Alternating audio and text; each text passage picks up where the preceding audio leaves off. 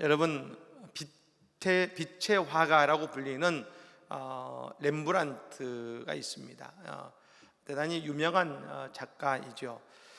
근데 이 렘브란트가 그린 그림 가운데 특히 크리스찬들에게 큰 은혜를 주고 감동을 주는 그림이 있습니다. 그 그림이 바로 돌아온 탕자라는 그림입니다. 여러분, 이 작품은 사실 미완성이라고 합니다. 하지만 최고의 작품으로 인정을 받고 있습니다. 렘브란트는 이 그림 한 장의 그림 속에서 돌아온 탕자가 가지고 있는 많은 메시지들을 그 안에 담아내고 있습니다. 그런데 그 가운데 평론가들이 이야기하는 가장 가치 있는 하나의 모습이 있는데, 그것은 바로 탕자의 허리에 차고 있는 칼이라고 말합니다. 탕자의 그림의 발을 보면 한쪽에는 신발을 신고 있는데 다른 한쪽의 신발은 밑창이 떨어져서 발바닥이 보입니다. 그가 먼 나라로 가서 모든 것을 탕진해서 신발 하나 살 돈도 없이 그곳까지 왔습니다. 다 탕진해 버렸지만 그 그림에 보면 칼을 차고 있는 것이죠.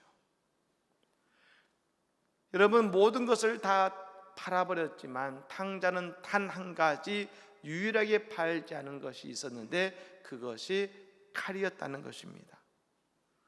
왜 그 칼을 팔지 않았을까요? 왜냐하면 그 칼이 아버지의 아들이라는 표식이기 때문입니다. 탕자는 모든 것을 팔아야 했지만 아들의 표식만큼은 팔지 않은 것입니다. 그러자 아버지는 그 탕자의 마음을 확인했기에 탕자를 받아주고 있다고 렘브란트는 그 그림에서 이야기하고 있는 것입니다. 사랑하는 여러분, 오늘 우리도 탕자와 같은 삶을 살았습니다. 하지만 성경은 말하기를 말씀이 칼이라 했습니다. 즉 오늘 우리에게 하나님의 말씀이라는 칼, 단 한 구절의 말씀이라도 우리가 붙들고 있다고 한다면 하나님은 우리의 중심을 보시고 우리를 저 아버지와 같이 우리를 안아주실 것입니다. 오늘도 예수의 말씀을 붙들고 자녀의 영광 안에 거하는 복된 모든 성도들이 다 되시기를 예수님으로 간절히 축복합니다. 아멘. 우리는 지난 시간에 이어서 삼손에 대한 두 번째 말씀을 함께 나누어 보고자 합니다. 우리가 생각할 때에 무언가를 시작하면 끝을 맞춰야 그리고 끝까지 맞춰야만이 모두 다 했다고 생각하고 나는 나의 사명을 감당했다고 여깁니다. 근데 여러분, 그런 관점에서 끝을 맺어야지라는 관점에서 보면 삼손은 불완전해 보입니다. 오늘 우리도 그렇게 생각할 때가 있죠. 끝까지 하지 못할 거면 시작을 하지 말지. 아마 우리가 삼손을 보면서 아니 그 큰 힘을 가지고 왜 그 정도밖에 못하는가, 우리는 그렇게 생각하겠지요. 근데 여러분, 정말로 그럴까? 삼손은 오직 한 가지, 하나님의 구원사에 적합하게 그리고 하나님께서 원하시는 모습대로 그의 사역이 이루어졌다는 것을 우리는 알아야 되는 것입니다. 하나님이 맨 처음 마노아의 부인에게 나타나셔서 삼손의 수태고지, 삼손이 태어날 것이라는 것을 고지해 주시면서 삼손의 이 땅에서의 사명과 역할을 또 말씀해 주셨습니다. 사사기 13장 5절의 말씀입니다. 우리 지난주에 봤던 말씀인데요. 보라, 내가 임신하여 아들을 낳으리니 그의 머리 위에 삭도를 대지 말라. 이 아이는 태에서 나옴으로부터 하나님께 바쳐진 나시린이 됨이라. 그가 블레셋 사람의 손에서 이스라엘을 구원하기 시작하리라 하시니. 아멘. 오늘 여러분 여호와의 사자를 통해서 삼손이란 그 아이가 태어날 것인데, 그 삼손의 사명이 무엇이냐 분명히 말해주고 있습니다. 그가 블레셋 사람의 손에서 이스라엘을 구원하기 시작하리라. 여러분, 삼손이 저 블레셋에서 이스라엘을 완전히 구원할 것이다가 아닙니다. 그 억압과 압제에서 완전히 해방시킬 것이다가 아니고, 그 구원을 시작하리라고 하셨습니다. 여러분, 그 기간이 얼마나 걸렸냐면 20년이 걸렸습니다. 오늘 본문인 15장 20절의 말씀은 이렇게 말하고 있죠. 블레셋 사람의 때에 삼손이 이스라엘의 사사로 20년 동안 지냈더라. 우리가 삼손의 이야기를 보면 사사기 13장에서 16장 넘어까지 사실 삼손의 인생이 불과 며칠이나 몇 개월밖에 보이지 않습니다. 하지만 삼손의 이 모든 일이 20년 동안 그가 사사로서 구원의 시작을 담당해낸 것입니다. 우리는 분명히 알아야 되는 것이 있지요. 하나님의 오늘 우리의 삶의 목적은 지난주에 말씀드린 것처럼 우리의 구원이 하나님의 우리를 향한 목적이십니다. 그런데 여러분, 그 구원은 어느 한순간에 짠 하고 이루어지는 것이 아니라는 것입니다. 우리가 아는 것처럼 삼손이 태어나기까지 40년간 이스라엘은 저 블레셋의 손에 붙들려져 있었습니다. 삼손이 성이 되어 나왔으니 한 60년도 넘도록 저 이스라엘은 블레셋에게 고통과 고난의 시간을 보냈습니다. 근데 여러분, 이 60년의 시간이 만들어버린 것이 있는데, 이스라엘 백성들의 마음속에 이제 블레셋의 손에서 벗어날 수 없을 거야. 그들은 더 이상 할 수 없다고 여기게 된 것입니다. 그런 여러분, 오늘 우리가 읽진 않았습니다만 오늘 본문에 바로 앞구절에 보면 저 블레셋의 병사들이 쳐들어오자 유다 지파가 삼손을 붙들어서, 그들의 지도자요, 사사의 지도자인 삼손을 붙들어서 그 줄을 가지고 두 번을 묶고 삼손을 그 블레셋 앞에 내어놓지 않습니까?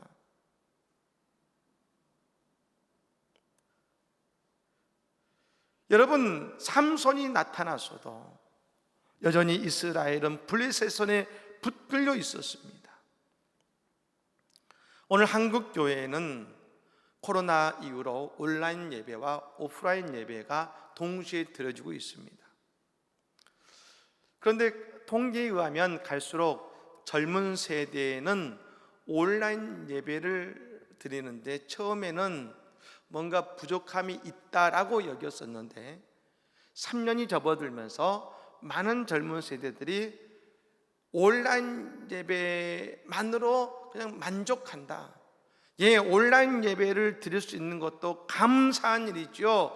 그런데 한 가지 안타까운 것은 온라인 예배로 그냥 나는 만족합니다, 이제 더 아니어도 괜찮습니다라고 이야기하고 있다는 것입니다. 예배를 드리지만 함께 모여 하나님을 찬양하고 함께 모여 예배드릴 때 넘치는 영적인 은혜의 강물이 흐르는 이 예배의 감동을 점점 모르게 된다는 것입니다. 벌써 3년간 온라인 예배를 통해서 그 예배당에서 함께 은혜 받는 이런 놀라운 영적인 감동을 잃어버리게 된 것이죠. 무엇이 안타까움입니까?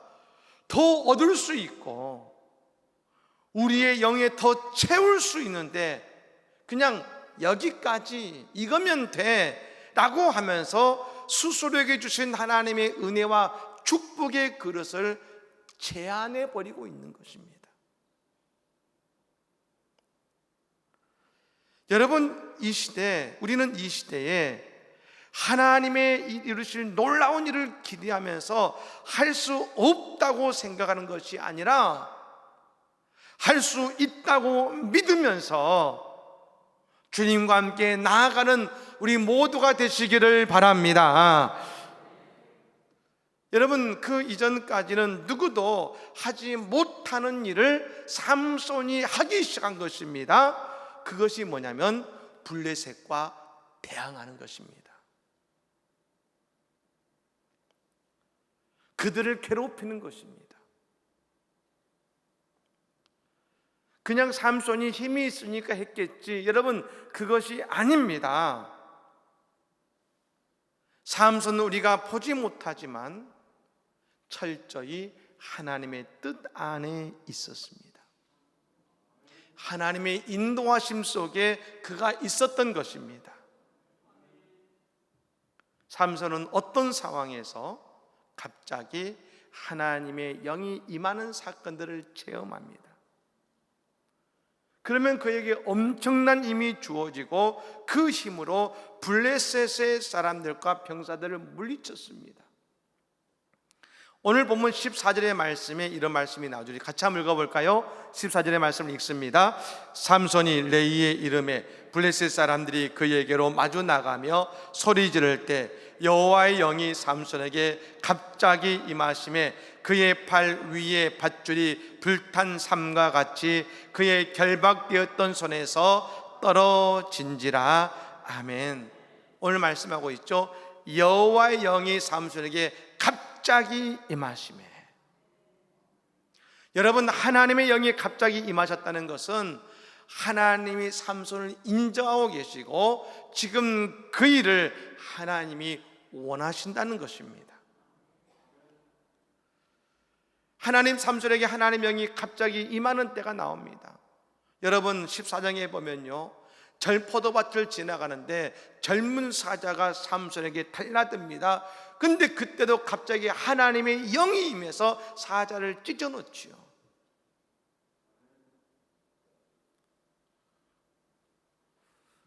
여러분, 늘 우리가 보기에 때로는 별로 은혜롭지도 않고 저 블레셋과 싸울 대단한 명분도 없는 것 같이 보이는데 그렇게 전투합니다. 그런데 늘 이깁니다. 왜냐하면 여호와의 영이 함께 하셨으니까요. 우리가 삼손의 일생을 말씀으로 쭉 읽어보면 왜 하나님께서 삼손의 힘이 되어 주셨는지를 알 수가 있습니다. 지금 저 이스라엘 백성들 가운데 단 한 명도 삼손을 도와서 블레셋과 싸우지 않습니다. 이미 그들의 마음은 하나님의 손에 붙들린 것이 아니라 여전히 블레셋 사람들의 손에 그들의 마음까지도 붙들려져 있는 것입니다. 누구도 블레셋에 대항하려 하지 않았습니다. 그들 앞에 나아가려고 하지 않았습니다. 하지만 삼손은, 우리가 삼손의 이야기를 쭉 보면 삼손은 늘 블레셋 앞에서 당당했습니다. 블레셋을 우습게 여겼습니다. 여러분, 그에게 힘이 있기 때문이 아니라 그가 하나님의 종으로 서 있었기에, 하나님의 손에 붙들린 인생이었기에 블레셋 앞에서 당당했던 것입니다. 우리는 이제 내일부터 20일 다니엘 특별 새벽기도를 진행할 것입니다. 매일 우리가 이 시간을 매년마다 가지고 있습니다만, 올해는 다른 때와 조금 다른 시간을 가질 것입니다. 우리가 하나님의 말씀에 붙들린 한 달을 보내려고 합니다. 여러분, 말씀에 붙들렸다는 것은 말씀을 들어 안다는 의미가 아닙니다. 오늘 주신 말씀을 가운데 그 말씀을 내 삶에 구체적으로 적용해 가는 것입니다. 우리가 세상의 손에 붙들린 것이 아니라 하나님의 손에 붙들렸다는 증거는 뭐겠습니까? 하나님의 말씀을 가지고 내가 이전까지는 감당할 수 없던 세상 속에 부딪히는 것을 말하는 것입니다. 내 생각에 붙들리는 것이 아니라 오늘 내게 주신 말씀을 오늘 하루에 적용하고자 하는 것이죠. 여러분, 이번 다니엘 특세를 통해서 우리가 삼손과 같이 날마다 우리의 영적인 블레셋 앞에 당당하며 그 블레셋을 이기는 은혜가 있기를 간절히 축복합니다. 여러분, 삼손은 홀로 외로웠을 것입니다. 심지어 말씀드린 것처럼 자신의 동족인 유다 지파에게 붙들려서 블레셋 앞에 넘겨지지 않습니까? 그때 더더욱 그랬을 겁니다. 우리가 아는 기드온의 300용사가 있지요. 기드온은 300명의 용사라도 있었습니다. 근데 여러분, 14장에 보면 삼손의 옆에는 아무도 없으니까 삼손은 무엇으로 일합니까? 용사 300명이 아니라 여우 300마리를 가지고 블레셋에서 일합니다.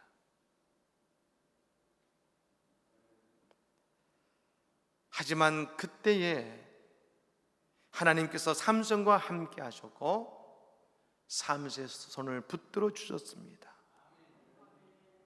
여러분, 홀로 있다고, 홀로 싸워야 한다고 낙심하지 마시기 바랍니다. 여호와의 영이 갑자기 삼손에게 임하시듯 오늘 우리에게 여호와의 영이 갑자기 임하시는 은혜가 있을 줄로 믿습니다. 여러분, 여호와의 영이 삼손에게 임하자 결박된 새 밧줄 둘이 불단 삼같이 끊어졌다고 했습니다. 그의 결박된 손에서 떨어졌다고 했습니다. 오늘 여러분, 성경은 묶여진 밧줄을 끊는 가장 확실한 방법을 이야기해 줍니다. 그것은 불로 그 줄을 끊을 때에 확실히 빨리 끊을 수 있는 것입니다. 여러분, 여호와의 영은 성령을 의미합니다. 성령은 불이라겠습니다. 불이 임하면 오늘 우리를 묶고 있는 어떤 끈이 있습니까? 그것이 어떤 끈이든, 나를 묶고 있는 어떤 인생의 끈이든지 성령이 임하시면 불탄 삼과 같이 그 줄은 끊어지고 우리의 결박된 손이 해방될 줄로 믿습니다. 이게 성령의 역사인 것입니다. 바울이 사울이었을 때 율법의 끈에 묶여 있었습니다. 하지만 성령이 임하시자 율법의 끈이 사라지고 그는 자유함을 얻어 진정한 하나님의 종이 되었습니다. 다윗이 사울 왕 앞에 그 두려움이라는 끈에 휩싸였고 두려움이라는 끈에 묶였습니다. 하지만 사무엘의 라마 공동체에 들어가서 성령을 받게 되자 그를 묶고 있던 두려움의 끈은 끊어지고 하나님께 붙들림 바 되는 하나님의 종이 된 것입니다. 우리가 왜 자꾸 영적인 싸움에서 패배할까요? 우리가 묶여 있기 때문입니다. 우리의 과거의 상처가 우리를 묶고 있습니까? 질병이 우리를 묶고 있습니까? 아니, 내 교만이 나를 묶고 있지는 않습니까?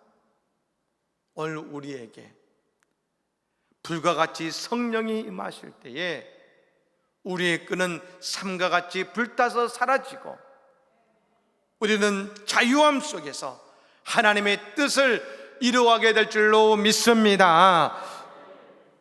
여러분, 그래서 삼손은 성령이 주신 힘과 자유함으로 저 블레셋 사람 1000명을 죽이고 테바는 도망을 간 것입니다.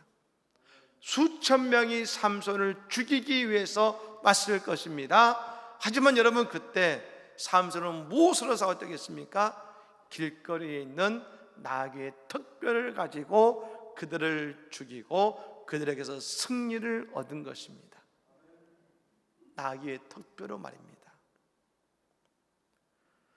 그 당시 여러분, 나귀의 턱뼈는 길거리에 널려져 있던 보잘것없는 것이었습니다. 이 당시에 블레셋은 철기의 제품을 사용했습니다. 철로 된 칼과 철로 된 창을 가지고 있습니다. 여러분, 그 철로 된 창과 칼 앞에서 이 나귀 턱뼈가 무슨 힘이 있겠습니까? 철로 된 갑옷 앞에 나귀의 턱뼈가 무슨 힘이 있겠습니까? 그런데 여러분, 그것이 무엇이냐가 중요한 것이 아니라 누구의 손에 들려졌느냐, 하나님께서 그것을 쥐어 주셨느냐가 중요한 것입니다. 모세가 바로 앞에 갈 때 쥐었던 것은 목자의 지팡이였죠. 처음에는 목자의 지팡이였는데 그가 바로에게 갈 때 성경은 말합니다. 하나님의 지팡이를 손에 쥐었더라. 길가에 널려있는 지팡이입니다. 반면 애굽의 바로는 최고의 학자들과 종교인들과 전차 군대를 가지고 모세를 대적했습니다. 하지만 바로는 하나님의 지팡이를 이기지 못했습니다. 왜요? 지팡이가 중요한 것이 아니라 그 지팡이에 누가 그 지팡이를 통해 권능을 행하고 계시냐가 중요한 것 아니겠습니까?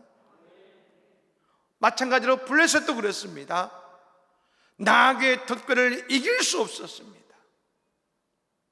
여러분, 오늘 여러분 손에 나귀의 턱뼈가 들려 있습니까? 보잘것없는 것 같습니까? 여러분, 저 다윗의 손에 들려 있었던 여러분 물맷돌도 보잘것없는 것이었습니다. 아니, 여러분, 오늘 내 인생이 나귀의 턱뼈와 같은 보잘것없는 인생 같으십니까? 하지만 하나님의 영이 그곳에 임하면 그것이 강력한 하나님의 도구가 됨을 여러분 믿으시기를 바랍니다. 승리의 도구가 됨을 깨달으시기를 바랍니다. 마지막으로 대승을 거둔 삼손이 하나님께 부르짖습니다. 18절입니다. 우리 같이 한번 읽겠습니다. 18절입니다. 삼손이 심히 목이 말라 여호와께 부르짖으되 주께서 종의 손을 통하여 이 큰 구원을 베푸셨사오나 내가 이제 목말라 죽어서 할례 받지 못한 자들의 손에 떨어지겠나이다 하니 아멘. 바로 에낙고레의 셈이 나오게 된 이유이지요. 대부분의 이야기와 성경은 승리로 끝납니다. 많은 이야기들이. 하지만 삼손의 진짜 이야기는 18절과 19절에 나온다 할 수 있습니다. 오늘 그의 블레셋에서 승리보다 더 중요한 것이 있습니다. 승리 이후에 하나님께 무릎을 꿇고 하나님의 생수를 공급받는 일입니다. 많은 목회자들과 성도들이 승리를 하지 못해서 넘어지는 것이 아닙니다. 그 다음에 부르짖지 않고 주님의 생수를 마시지 못했기 때문입니다. 19절의 말씀이 이렇게 말합니다. 같이 읽습니다. 하나님이 레이에서 한 우묵한 곳을 터뜨리시니 거기서 물이 솟아 나오는지라 삼손이 그것을 마시고 정신이 회복되어 소생하니 그러므로 그 샘 이름을 에낙골이라 불렀으며 그 샘이 오늘까지 레이에 있더라. 아멘. 에낙골의 축복은, 오늘 성경은 이렇게 말합니다. 그의 정신이 회복되어 소생 안에 있는 것입니다. 정신이 회복되고 소생했다. 그럼 여러분, 승리한 오늘 삼손의 정신과 그의 모습은 어땠단 말입니까?